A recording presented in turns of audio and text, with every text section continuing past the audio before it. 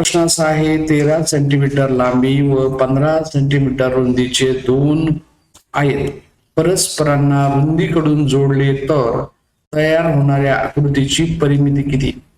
या उदाहरणामध्ये काय करायला लागेल आपल्याला, 13 सेंटीमीटर लांबी असलेला एक आयत काढलेला आहे, त्याच वेळी त्याची रुंदी 5 आहे, परंतु पुढे असलेला आहे की दोन आयत हे जोडायचे आहेत पण रुंदीकडून, म्हणजे ही जी 5 रुंदी आहे इकडून जोडायचं आहे आणि इकडे आणखी एक आहे 13 सेंटीमीटर लांबीचा काढून घ्यायचा आहे आणि ही जी रुंदी आहे याची रुंदी जशी तशी 5 राहणार आहे. म्हणजे हे दोन जे आयत आहेत हे अखंडपणे एक तयार झाला. पहिला जो 13 आहे लांबीचा, पुढेही 13 लांबी घेतलेली आहे, म्हणजे या आता एकाच आयताची मिळून लांबी झाली 26.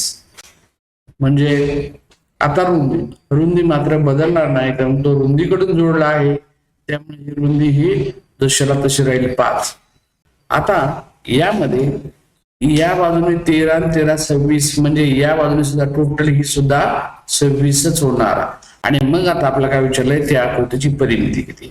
आता पूर्णपणे हा जो आयत तयार झाल्यामुळे 2 लांबी आणि 2 रुंदी असणार आहे, म्हणजे ही एक 26 ची एक लांबी आणि ही एक 26 ची लांबी, म्हणजे 26 अधिक 26 आणि 5 अधिक 5.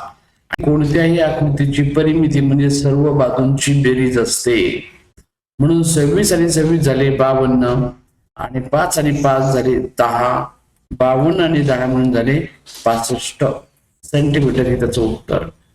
किंवा आपण असंही करू शकतो याला की तयार झालेला हा जो 5 रुंदी राहील आणि नवीन तयार झालेली लांबी आता 26 असेल आणि आयताच्या परिमितीचं सूत्र काय असतं, 2 कंसात लांबी अधिक रुंदी. मग याच्यामध्ये 2 ही घ्यायचे, लांबी आपल्याला आता 26 झालेली आहे, रुंदी बदलणार नाही, म्हणजे या ठिकाणी अधिक 5 करावं लागेल आणि मग या ठिकाणी 2 दुसरा तसा राहील, 26 आणि 5 मिळून झाले 31, 31 दुने 62 इथं उत्तर राहील. असे आपण करू शकतो.